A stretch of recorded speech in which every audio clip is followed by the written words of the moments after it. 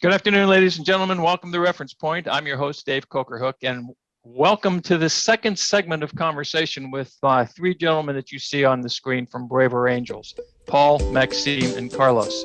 And we're going to pick up where we left off at the last session because we were talking about this organization and how it has had impact on the individuals within the organization. And Paul was the last person who was explaining some things, so I'm going to go to him in a minute. But I want you to make sure you pay attention, listen to what's going on, go up to the Braver Angels website. You're going to learn some cool things. So, Paul, when we ended the last discussion, you were talking a little bit about some of your experiences in engaging with people from different perspectives and how that has developed into positive relationships. Yeah, I guess I would add, it's actually being in Braver Angels and, in a leadership role. It's a daily occurrence to interact and to make plans for making things happen along with people from the other side. I was talking earlier about, the one-on-ones that I had done, which actually have facilitated working relationships. And so in terms of who I actually work with within the organization, my daily experience is really balanced between, working with Reds and Blues and groups of both.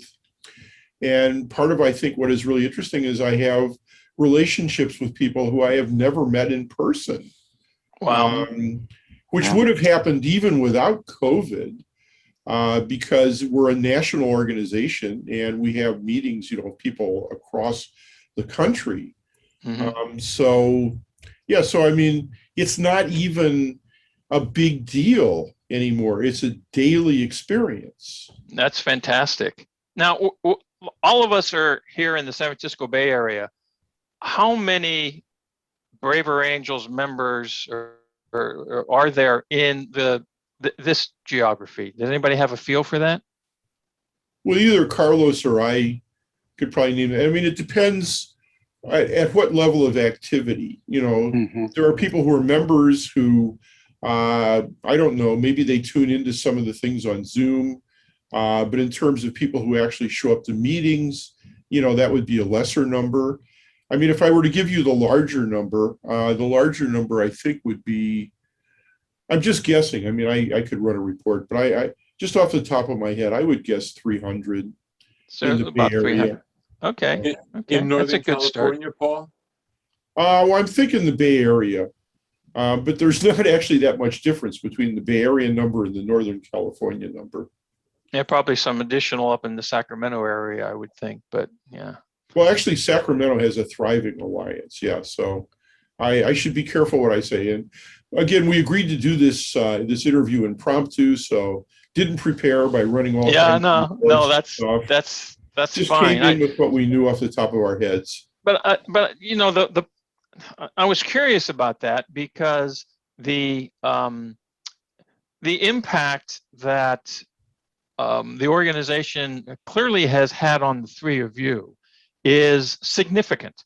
Okay, which implies to me that someone who is affiliated with Braver Angels has the opportunity to have similar experiences. So I was curious how many folks there might be in the area that are participating. How does one who does not know of Braver Angels come to learn about it? Word of mouth. Word of mouth. Yeah. Word of mouth. I was personally invited by a then Better Angel, Blue. And she reached across the aisle to invite me as a Red to join the San Francisco Alliance. Mm-hmm. And I think that's probably the most effective way, organic. Of course, we have a website, we're on social media, we do podcasts. We do have national reach. For example, after the unfortunate events on January the 6th, we put a team together, literally like a US Navy SEAL team, and we produced an event. And we were planning it thinking, maybe we'll get 1,000. maybe we'll get 2 as the days led to the actual broadcast. Mhm. 6,000 registrations. Wow. And we were on the webinar looking at the number just turn over like a Las Vegas slot. Oh my gosh. And So Thomas, do you know how many members there are nationally? My understanding is that we're growing very quickly. yes, sir. As of 2 Mondays ago, it hovered around 16,000 with a huge, Wow. excuse me, I'm going to quote Sanders, with a huge spike post-election. Right. Wow. Mhm. 16,000 growth. That's Members. so does one have to be again, looking at your website, I saw that, membership dues type of thing, like any other membership sort of organization. Does one have to be a member to participate in any of these activities? The webcast, excuse me, the alliance meetings, the debates, or any of that sort of stuff. Does one have to be a member? Want to talk Well, about that, Paul? no, with the exception of the alliance meetings. The alliance meetings are a little bit more closed. They're supposed to be for members, although people can be invited who aren't members. But as far as all of the public events that you named, anybody is welcome to join those. And we have not yet mentioned numerically the most popular type of event we have, which are the debates. And that is, I think we've had I believe we had 3,000 or close to 3,000 people attend, our last debate, attend in the sense of, watching it. So it's a very open organization, and, the opportunities to have the experience are very, very open, intentionally so. Now, when I hear the word debate, I was in the high school debate team when I was in high school, and we'd have a particular position, and one team would have to argue for the affirmative, and the other team would have to argue for the negative, and that sort of thing. But I'm guessing that that's not exactly what this is when you're talking about debate. No, they're not designed to have winners and losers. We put them forward as it's a search for truth. We really commend people or encourage people to take nuanced positions, and maybe even if they change their mind a little bit, during the debate, to come out and say so. And so again, no winners, no losers, search for truth, not winning. And we're still working on exactly how to do that. We're tinkering with changes at the edges, like whether to have a firm resolution or whether to have a question. But it's, I almost wish we used a different word for it, because people come to it thinking they know what it is. Yeah, right. It has the word debate, and it's not the debate, it's not your grandfather's debate. Exactly. Yeah, I get that. Okay. I have a story to tell, David. Sure. The convention, and I only had been to one prior event, Red Blue Workshop. So I get there and I register for debate, immigration. Oh, this is gonna be juice. This is gonna be good. And I walked in we're on the campus of Washington University.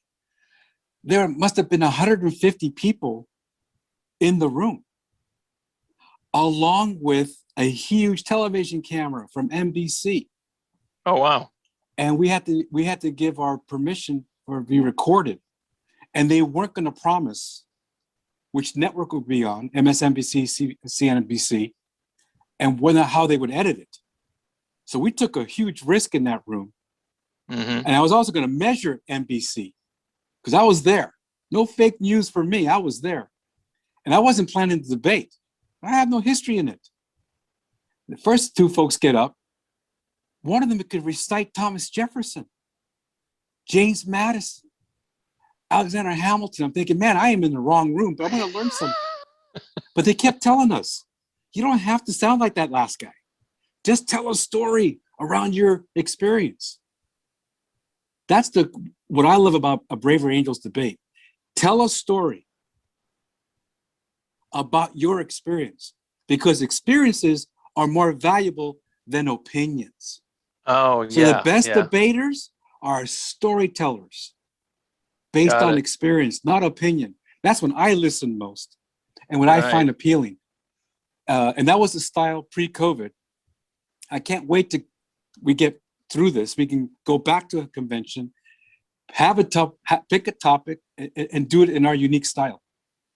And it sounds to me like the kinds of topics that are discussed, not just maybe in the debates, but in the alliance meetings or any other meeting that that there might be that people can participate in, are not strictly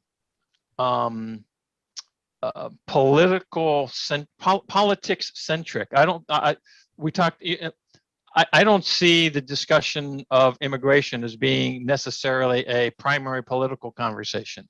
I don't see the discussion about race relations in the United States as being dominantly a political conversation. There's social impact discussions that have to do with different experiences, perspectives, or whatever. Like Paul, you were talking about, you know, that sort of viewpoint that someone has based on their cultural or experiential dynamics. But it sounds like Braver Angels is beyond this discussion of Republican, Democrat, independent, you know, political party kind of thing, and into a much broader social conversation. Am I reading this correctly? That's often true. Often true. I mean, but there are times, you know, when on certain topics, people, you know, break pretty much along the lines you would think. But Sure. again, there's always a level of nuance, I think, that you just don't get out in the media or social media, that you rarely see in social media or mass media. The last couple of subjects for our alliance meetings, which is different from a workshop, were media. What media do you listen to? What do you pay attention to? And then how often do you listen to media that do not reflect your point of view? And then the issue of voting, and how confident are you in our voting system, and how do you think it might be changed so that more people have confidence in it? And so that could be very divisive. It could be red-blue, but not necessarily. Right. Cool. We tackled Carl- we tackled here in San Francisco 2 months ago the proposed renaming of our public schools. Oh, And we were blessed. How so? One of our members teaches at Lowell High School, advanced placement, history. And he came and gave us an insider's perspective as a teacher at Lowell High School. That was cool. Now we're not afraid. We get into little situations. Paul, open the door about what we tried to do. We actually did it last month around election fraud. Yeah, so that was probably the hottest topic that the organization ever touched. And again, you know, question of, you know, was there voter fraud? Did it change the outcome of the election? And that's the most emotional topic we ever touched on. And a lot of people were just scared to death within the organization of, you know, putting that on. We probably lost members by putting it on. People who felt, my God, you guys should not even be talking about this. So I can tell you from inside the organization, it was a gutsy move. Yeah. To have that conversation. And again, you know, I would say it turned out really well. I'm guessing it probably gained us members in the long run. We probably lost some, but gained more. But I think maybe the most important thing was people found out that the fears were unfounded. Mm-hmm. That it turned out very different from what people were afraid that it was going to be. You know, I think that level of call it courage of the organization to engage in the conversation of such a volatile topic really speaks well to the organization and to the concept that you had talked about earlier, Paul, that you used a term that now I can't remember, having to do with listen. It wasn't- Accurate disagreement. Accurate disagreement. Exactly. Yeah, great. Because the the the emotions that are associated with that particular topic are quite strong, but the importance of engaging in conversation to understand the different perspectives is crucial to being able to reach a point where people can sit back and say, okay, fine, yeah, here's how we can improve our processes, and here's where they're not broken, and here's they're not really broken, but they could be, tweaked a little bit on a positive way. Those kinds of discussions have to happen, because if they don't happen, then we keep going down these individual rabbit holes, and whoever happens to be in power today pushes the pendulum to one side, and who's in power tomorrow pushes it to the other side. And that doesn't do us all any real good in the long run. At least that's my opinion. Let me tell you a couple of stories that brought me closer to Braver Angels. First, I saw a news broadcast of an Alliance meeting in Ohio. The subject was gun safety. Some of the members of that alliance, I think, feel that if they're not allowed the freedom to have a gun in any way they wish, per their idea of the Second Amendment, their life is threatened. It's a mortal thing. This is pretty deep. And for other people in the same meeting, people with guns could kill them. So guns are dangerous. So for one person, gun means safety and security. For another person, a gun is a threat. These are two opposite, visceral points of view that were discussed neutrally. Wow. With people shaking hands afterwards. So that was that was wonderful. And then instance number two, Paul and Carlos, I want to tell them about the stereotyping workshop. Does that make sense? So Sure. one of the little practices that Braver Angels does separates reds and blues, puts them in rooms apart, and then asks the question, what do the other people think of us? I'm a blue. What do reds think of me? And how are they wrong? How is this? That's crazy. But how might they be right? Mhm. And so those two discussions happen separately. Then the groups come back together and share their wrongs and rights with each other. It just makes everybody look human. Wow. And vulnerable, Yeah. and closeness just emanates from that kind of practice. It's very successful. All right. How do we get more visibility for Braver Angels here in the San Francisco Bay Area, other than what I'm doing here, which is hopefully will have some impact? What are the avenues of outreach? Carlos, you mentioned word of mouth, which is, always the greatest sales tool is word of mouth. But what are some of the things that can be done to help empower people to engage in this type of positive experience? So something very we haven't mentioned yet are news stories. We've had stories published in major media, New York Times, The Atlantic, recently Epoch Times, which is something that a lot of conservatives read. So that is actually one of the things that brings a lot of people to the organization. So I wanted to make sure we didn't miss that.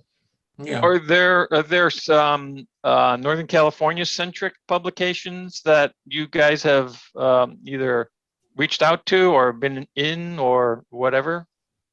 No? I can't think of any. I've been interviewed by the New York Times, USA Today, and some other publications. So right now we tend to draw more national awareness. We do have a local website in addition to the national. And while COVID has been a boom through Zoom, I'm hoping folks are going to be starving. I can't wait to be vaccinated a second time. Get on BART, go visit Maxime, break some bread, at a Jewish deli. There you go. Me too.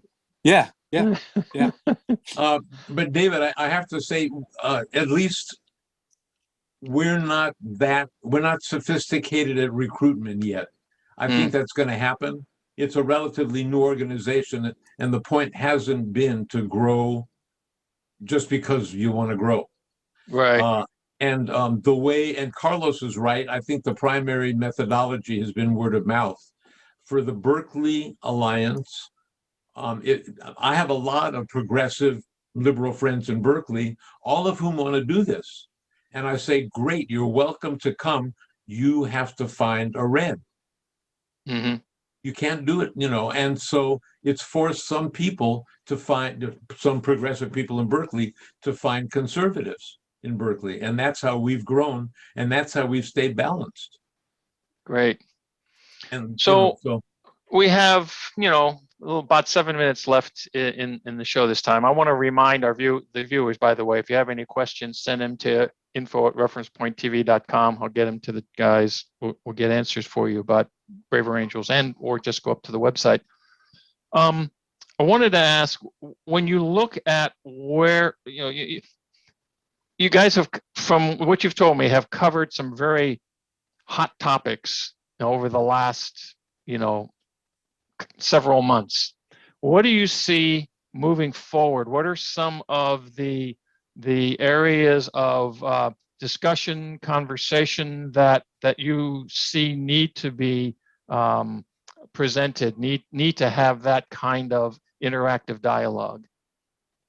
I think we want to reach farther to the left and farther to the right. I think, so, and, this may be pushing the envelope, but I would like to see those who consider themselves woke, those who truly believe in critical race theory. I would like to see them show up and make their case, make their presence known. And I would also like to see us go farther to the right and perhaps have people show up who have been demonized to the point where none dare speak their name. And maybe there's a space for them to come in too. What I continually find is the transformation from somebody who I find infuriating and unbearable to actually discovering that there's a decent human being there once I discover how to have a conversation with them. Mm-hmm. And I do fundamentally believe that everybody does have this core of really decent humanity. Mm-hmm. I'm actually kind of an ex-Buddhist atheist who is now more of a pragmatist, but and also leans a little bit Jewish, although I don't know actually how that's happening, but it seems to be happening. But anyway, so there is this core, that I think we all have, and if we can just get through the shit that we believe and the shit that we say, we can find that core. I think that one of the things that you've mentioned in the first show, Paul, that speaks to the ability to do that is the structure that Braver Angels has when it comes to this type of engagement discussion, so that the person who is empowered to be able to speak their truth does not have to feel threatened about being able to do so, which is huge. But like Paul says, the revelation of discovering a common humanity mm-hmm. that's at our depth is priceless. Yeah. Is rewarding. And lots of people encounter it with these situations. And right. So what can be better than that? Then it turns into, I dare say, a spiritual experience to realize that we all have different truths. And underneath those, we all have shared emotion. Mm-hmm. What could be more precious? Very cool. So David, Carlos, if I please go ahead. Here's the divide we're facing. I happen to be a Zoom event manager for the organization, which means I'm behind the scenes doing Zoom stuff during our workshops. Mhm. And we do exit surveys. And I'm used to being outnumbered in the workshop count. That doesn't faze me anymore when there's 90 blues and 10 reds. Mhm. What surprises me is the level of education. 2/3 to 75% of those who come to our events have at least a master's degree. Wow. We're missing a huge piece of America. Yeah. If we took income levels into consideration, we're missing what we now call the working class or service sector. Duh, Right. they're out working while the rest of us are on Zoom. So for Braver Angels to really reflect America, we got some gulfs to cover. Yeah. And that's one of our focuses. So we have someone who is only making $15 an hour, only went to a high school that wasn't called Lowell, and is a Braver Angel. Great. Well, that's fantastic. And I can see that, you know, these different, I'll call them constituencies, for lack of a better term, having someone who is from that constituency, who has the experience, and then can then be the voice, the personal introduction, like you were saying, it's really word of mouth is the primary way that the organization has grown. That kind of word of mouth activity can really be fantastic. Gentlemen, we are now at about 1 minute and 30 seconds before I have to sign us off. And I got to tell you, this has been both interesting and rewarding for me to be able to talk to the three of you and learn more about you as individuals and about the organization. I'm definitely going to see if there's a contingent down here in the San Jose area. And if not, Maxime, you might, well, I don't know, going to Berkeley from San Jose is an awful long way to go. So I don't know if I'm going to do that, but There's a Silicon Valley Alliance, Oh, very good. active. All you have to do is find someone opposite from you and you're welcome. Oh, that won't be too hard. That won't be very hard at all. Great. That's good, David. You're on your way. There you go. All right. Well, gentlemen, I really appreciate your spending these 2 30-minute segments with me. Thank you for doing that. Well, ladies and gentlemen, thank you for listening, paying attention. The organization's websites are up there, both for the national organization. You'll see it also for the local organization. And we appreciate your listening with us here at Reference Point, and we'll see you next time.